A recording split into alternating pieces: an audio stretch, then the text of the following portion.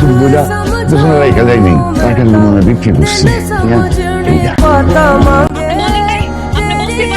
আপনি সামান্য জিনিসটা বুঝতে পারছেন না। টাকার জন্য টাকা নিয়ে যদি সত্যি কথাটা বলে দিত তাহলে ওই বাচ্চাটাকে তো আর ফেরত দেওয়া সম্ভব ছিল না। আমার বাপ মা কখনো আমাদের মিথ্যা কথা বলবে না। দুপুরে বাসায় যান, বাসায় গিয়ে আপনার বাবা মার সাথে তাহলে সত্যি প্রমাণটা পেয়ে যাবেন। আপনার উচিত ছিল আসল সেলিমাকে খুঁজে বের করা।